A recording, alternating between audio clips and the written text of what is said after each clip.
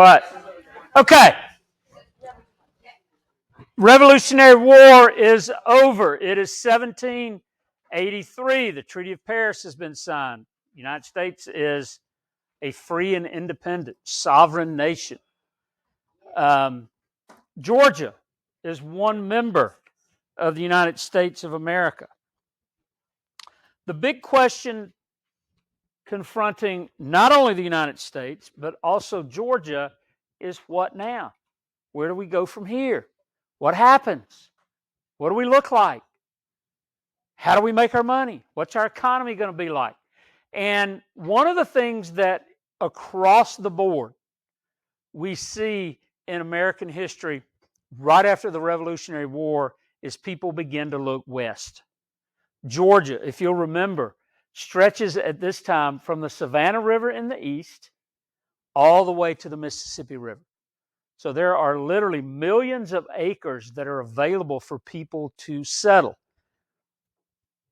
And that becomes the focal point of not only Georgia's people, but its government as well. How do we best utilize? How do we best take advantage of all these millions of acres that we have? And again, there's some good things that happen. There's some really tragic things that happen. There's some downright evil things that happen concerning Georgia's move westward. But I want you to keep in mind that as we are talking about westward expansion in Georgia, where you are seated today was the frontier. There were no white people living west of the Oconee River. And in fact, by treaty, they weren't allowed to. Of course, that doesn't last very long. You know, the white folks do whatever they want to do, and they take the Indian land. So after the Revolution, the focus becomes growth and development. Growth and development. How do we get more people here? How do we encourage people to move to Georgia? How do we expand into this vast Western empire, or frontier rather, that we have from the Savannah River, the Atlantic Ocean, all the way to the Mississippi River, what today is Alabama and Mississippi? How do we utilize that land? That becomes the burning question in Georgia. By the way, that's Button Gwinnett. First period named him Button Gwinnett. He's a peach on crack.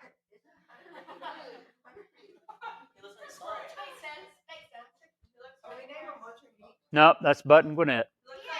So let's look real quickly at three ways that Georgia grows in the late 18th century and the early 19th century. The first way is through education. And you might think, well, wait a minute. You might scratch your head. Wait a minute. The southern colonies didn't even like education. There was no emphasis on education. So how is it that Georgia in the early history of our nation becomes a pioneer in public education? Well, in 1784, again, Georgia's as a state, as a part of the United States, as having its independence, is a year old. And the General Assembly sets aside 40,000 acres for the University of Georgia, for the creation of the University of Georgia. 1784. 40,000 acres is nothing to sneeze at. I would take 40,000 acres today in a heartbeat. I don't care what it looked like or where it was. It's a lot of land. Some of it's bound to be good, right? 40,000 acres in Athens. Abraham Baldwin, you've all heard of him, right? Signer of the Declaration, signer of the Constitution. But he hasn't signed it yet. 1784, he doesn't sign the Constitution until 1787. But yet, he is respected, he's well known, And so he is chosen to write the charter for the University of Georgia. And if you remember, it doesn't matter if you're starting a business, a school, a church, whatever, you have to have a charter, even today. And a charter basically says, this is what we're going to do. This is how we're going to do it, and this is who we're going to do it for. And so Abraham Baldwin writes the the charter for the University of Georgia. It is approved by the General Assembly in 1785, and the University of Georgia draws its first breath. Abraham Baldwin is its first president. Now, you might be thinking, 40,000 acres. University of Georgia never builds a single building on that 40,000 acres. They sell it. And they are given land by the governor of Georgia, John Millage. And that is where the University of Georgia will be built. It's finished in 1801. Classes had already begun, but the school itself, the buildings, the brick and mortar buildings, are finished in 1801, and the University of Georgia moves in. It's been there ever since. Of course, it's grown a tad bit, just a little bit. And today is one of four, I think it's four. Let's see, Georgia, Georgia Tech, Medical School, Georgia Southern, Georgia State, you are right, are research universities. And a research university is one that you, as an undergraduate student, can go and do original research. Come up with a problem, seek solutions to that problem. And so at the University of Georgia, if you want to do, if you want to study biology, you go to the University of Georgia and you're going to do research that has to do with organisms. It might be something as large as a whale shark. It might be something as small as some little bacteria that lives under the left armpit of men in Siberia. I say that to be silly, but it can be that specialized. But you, as a young 19-year-old, 20-year-old college student, can be working with world-class scientists trying to uncover the mysteries of the universe. Georgia is a land-grant university, and it's a land-grant university because it was granted land. The first college at the University of Georgia was called Franklin College. And just a little bit of understanding as to how universities are structured. Universities have schools within them. You'll hear people talk about the School of Engineering. At Auburn University, it is the Samuel Ginn School of Engineering. At Georgia College, it is the John Lounsbury School of Education. So you have colleges within the university or schools within the university. At Georgia, the first one was Franklin College, named after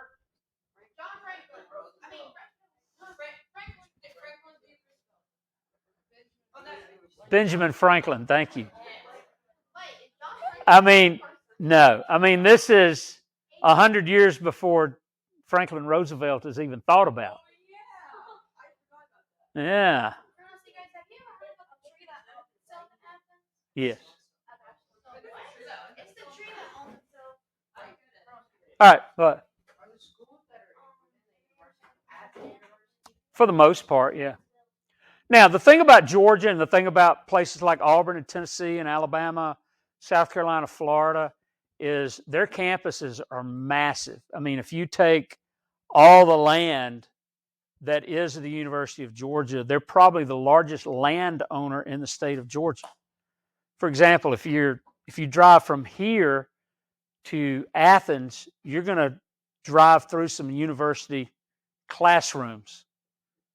For example, in Bishop, which is a little bitty town, Watkinsville, which is just past it, there's farmland that's actually owned by the university, and they They keep horses, they keep cattle, pigs, chickens, and that's where they do their research.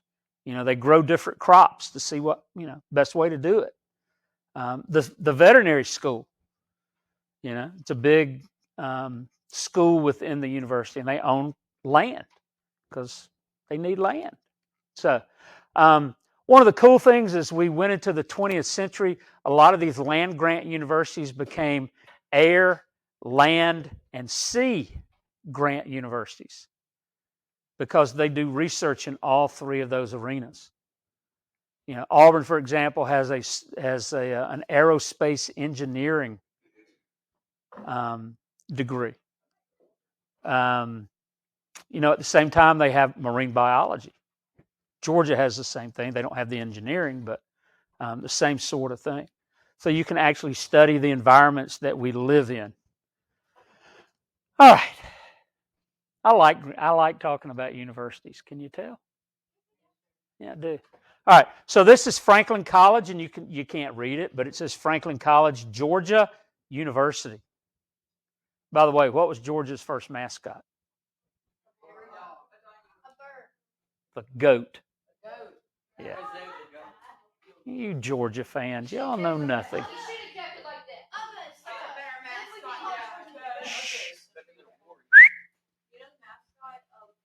Georgia's mascot's not a warrior, or Auburn's mascot's not an eagle. It's a tiger. What? University of Georgia? Oh.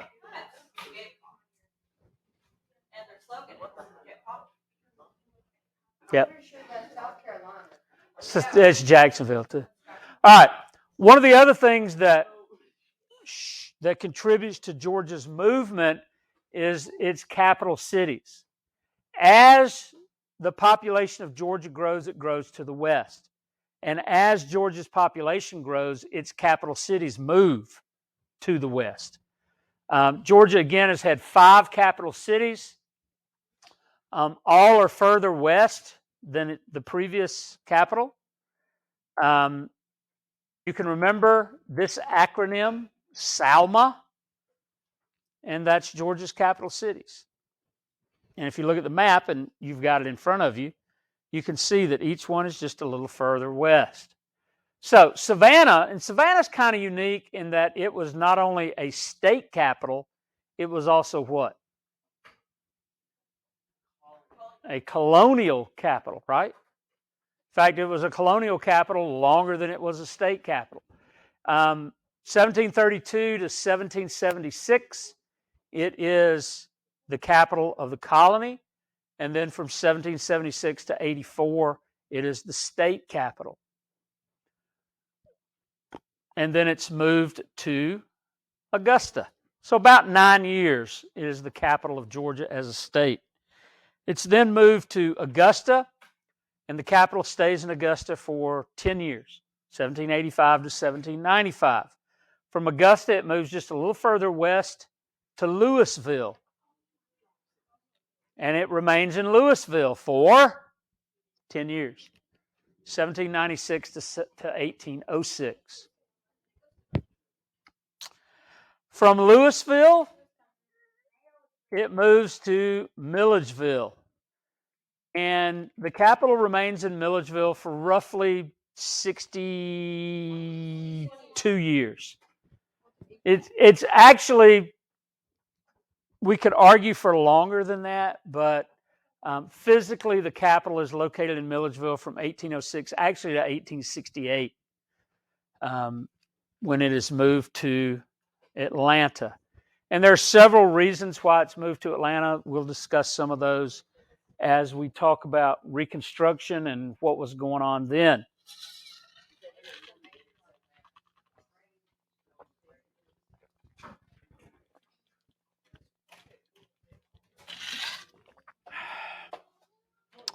And pretty sure the capital will remain in Atlanta until Georgia no longer exists. Here's our map. And you can see the red stars, Savannah rather, Augusta, and then a little further west to Louisville, a little further west to Milledgeville, and then a little further west to... Well, Milledgeville was actually about as close to the physical center of Georgia. It's not actually the physical center Twiggs County is, or a spot in Twiggs County. So it's pretty close. Atlanta, one of the reasons it becomes the capital is because of the railroads.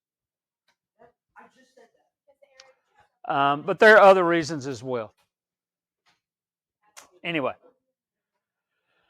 All right, so we said in 1806 the capital moved westward again to Milledgeville. Milledgeville actually did not exist when it was named the capital of Georgia. Where we are seated today was the frontier, as I said earlier. It was the wilderness. People didn't live here, at least not white people. You had mainly Creek Indians living in the area. And it was their land until a treaty is signed around 1802, 1803 that pushes the creek further westward and opens up this area for settlement. Milledgeville, this site is chosen to be the capital of Georgia. There's nothing here when it becomes the capital of Georgia. And so it has to be planned. In fact, Milledgeville is one of two planned capital cities in the United States. This is Milledgeville. Yes, this is when I was in the 8th grade, a long time ago. What do you notice about it, other than the impeccable... It's a grid. Yeah. Georgia Military College is right here. This is State House Square. This is Government Square, sorry. This is Penitentiary Square, and that's Cemetery Square. This square doesn't exist. It never existed. Central State Hospital would be that way. Well, actually, that way. Georgia College is right here. Yeah. I know what it says.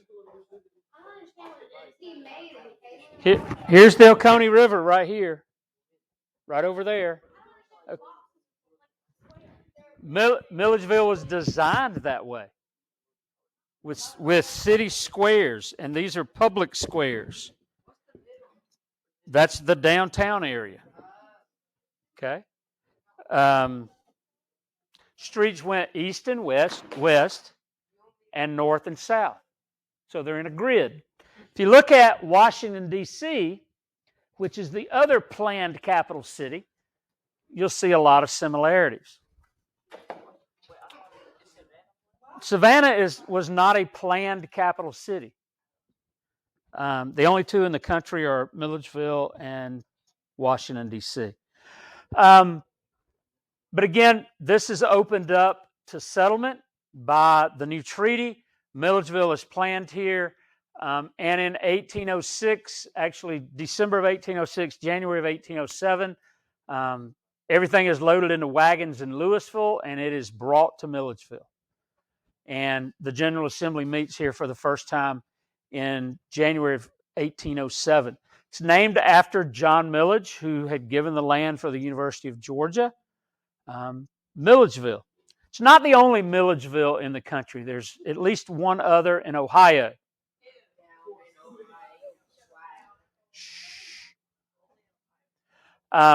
This would be the Capitol building probably in the 1830s. And I know that because when it was originally built, it was a big rectangle. If you looked at it from above, it would have looked something like that. Clock tower in the middle. In the early 1830s, they built the north and south portico. And then they added the east and the west staircases. So if you look at the Capitol building from above, today, that's basically what it's going to look like. And if you look at this picture, that's basically what it looks like. The porticos, the steps. Okay?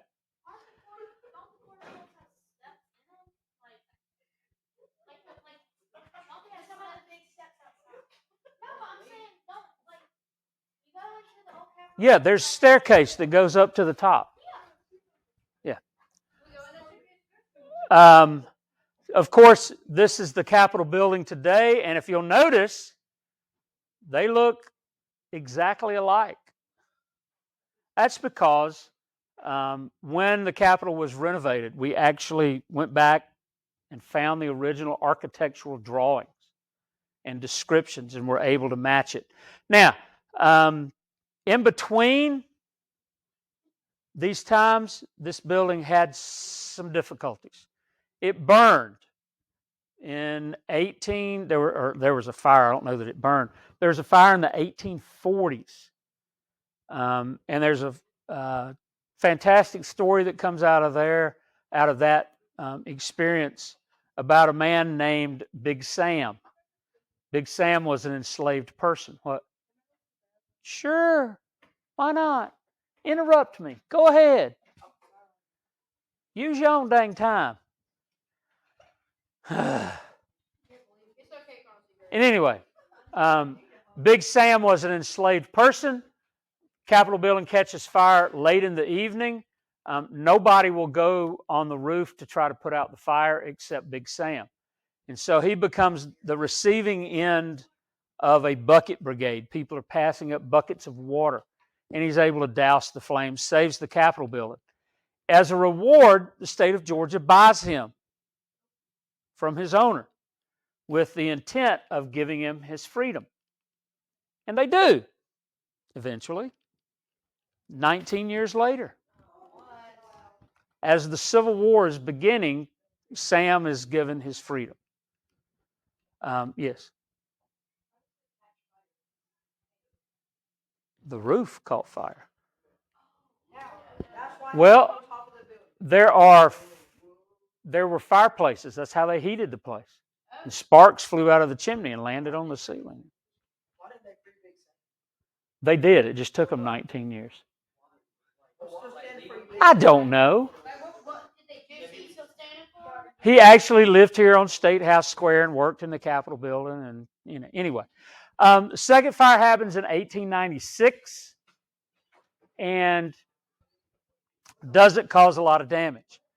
The worst was in December of 1941. Now, if you're good with dates, you're going to think December 7th, 1941, which is Pearl Harbor. This happened a week or so after Pearl Harbor. Building caught on fire, and this one, as I said, was bad. It burned through the roof. The clock tower collapsed into the bottom floors. And so it did a lot of damage. No, it did not. There was nobody here. It was Christmas break. So there were no classes going on. Just wait a minute. I'm talking here. It is rebuilt using prison labor. And it's not rebuilt very well. The clock tower in the 1942 version is not centered on the building. It's off to one side, just a little bit. It's shorter than it was supposed to be, and it was fatter than it was supposed to be. And there were no windows in it. If you look at a picture of the Capitol building from 1942 to 2000, that's what you're going to see.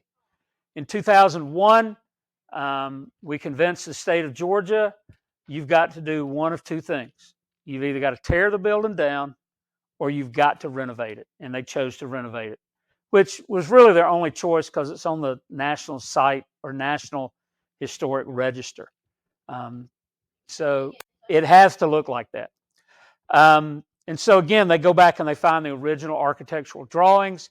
They take written descriptions. There are physical drawings like that one to see what it looked like. That's a drawing, yes. And you can tell those look pretty much alike. Yes. What? No, the prep school began in 1879. It was actually, yeah, it was girls and boys, believe it or not.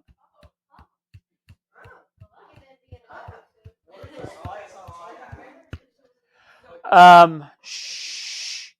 We can learn a lot about the grounds by going back and looking at newspapers and accounts and things like that. And we know, for example, that we know two things that we can tell by this picture. One is there was a fence that went all the way around State House Square, a long fence. And if you had business in the Capitol building, you didn't go in from this side, which is the east side, side facing Grant Parade Field. You entered from the west side. That was the front of the Capitol building by design. And you were supposed to be able to look from the Capitol building all the way down Washington Street to the executive mansion. The only problem is they didn't build the executive mansion there because it was in a big, deep hole. So they built it across the street from the state penitentiary. I guess so the governor could keep his eye on the prisoners. I don't know. Davis? No, there is not. There is an attic. As far as I can tell, that's an interesting question. As far as I can tell, the school began in 1879, and the research that I have done puts Davenport Field being there in the mid 1880s. I'm pretty sure it's the oldest playing surface in the state of Georgia. Yeah. But I hope so. Why? A, you don't play on it. A, you don't play on it. A, you don't play on it. B, you don't have to take care of it. They'll do one when they do the other. I won't be here. All right. Who? What? Who? Where? When? Somebody didn't tell you the truth. No, there's a group of people that don't want to do it. But there's a group of people that want to do it. Nothing that $1.5 million won't solve. That Grant Parade Field came into existence when they renovated the Capitol building. It used to be a big black top back in the day. Yeah.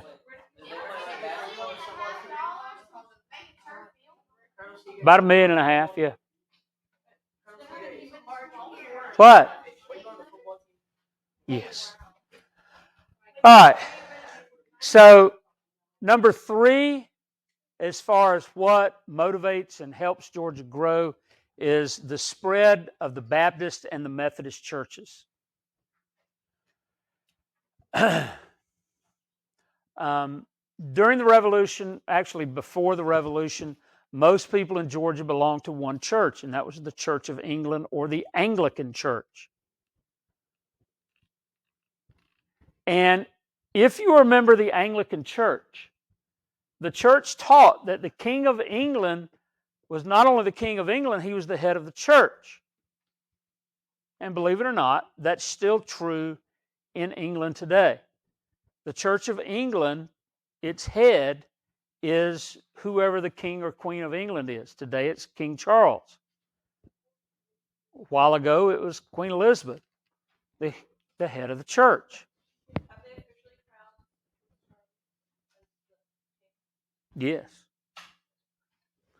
So, one of the things that Anglicanism demands is that its members be loyal to the king or queen, to the crown. Well, there's a revolution going on. People have chosen sides. Those who have chosen to be patriots, who are in favor of independence, can no longer be members of the Anglican Church. Now, that might not sound like a big deal, but in the 1780s, 1770s, a lot of your life revolved around the church. A lot of your life was wrapped up in the church. Your faith was important to you. And you're suddenly forced to make a choice. And that choice is your church or independence. And a lot of people chose independence. And as a result of that, new churches were created. New churches were started.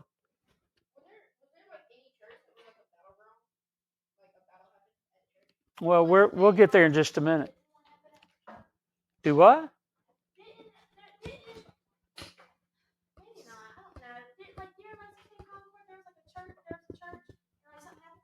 I don't know. Anglican priest. Shh. Let me get through with this. Anglican priests were, of course, Tories. Why?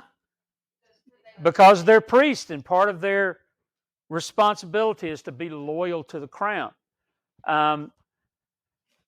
Most of them hang around during the Revolutionary War, particularly in Augusta and Savannah. As you got away from those two places, you found less and less Anglican churches. But you also had Anglican priests who stayed after the Revolution and became ministers or preachers or whatever you want to call them, pastors in the new Methodist Church. Not all the Anglican priests leave Georgia, but many of them do. The Methodist Church really begins in Georgia during the Revolutionary War. It's the option for people who have left the Anglican Church. And in fact, if you're a Methodist today, if you're an old school Methodist in particular, and you look at some of the liturgy that comes out of the Methodist Church from its early days, it's very similar to the Anglican Church or to the Church of England. But of course, John Wesley, we talked about him a little earlier, came back with Oglethorpe in 1736, tried to 1736, Oglethorpe was still alive, yeah. Anyway, Wesley's not very successful in the early 1730s in doing what he's there to do. So he goes back to England. And while he's in England, he begins the Methodist Church. What happens to churches during the Revolutionary War? A couple of things. Many of them are broken up. They're scattered because of this idea that the King of England is the leader of the church. Many of them are damaged from battles, not necessarily battles that take place at the church, but remember, the war in Georgia is not about big battles. It's about, I'm going to come in and kill you while you sleep. We're going to lynch people. We're going to burn your house down. What better way to get at a group of Tories than by burning their church down? Or a group of patriots. Even today, that's one of those things that you just don't mess with churches. You don't burn churches down. I mean, people have, but they're always looked down at. You know, they're looked at as being evil people. So, Lyman Hall becomes the governor of Georgia in 1783. And Lyman Hall has an understanding of how people operate, of how people want to live. He understands that places where the churches have been destroyed, where the buildings have been destroyed, they need to be rebuilt. The reason being is that the church building is more than just a church building. The church building is a place of community. It's where people gather during times of celebration, during times of tragedy, when they need to discuss something. And without those buildings there, people are lacking.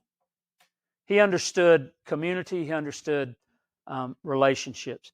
If you go back to the 5th grade, okay, March 18th, 2020.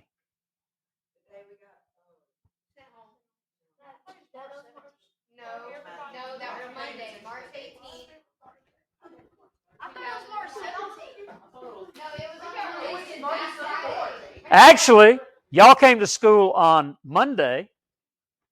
I came to school on Tuesday, and nobody came on Wednesday, March 18th. What was the worst part of that? Okay. Not seeing who? Each other, right? Running into me.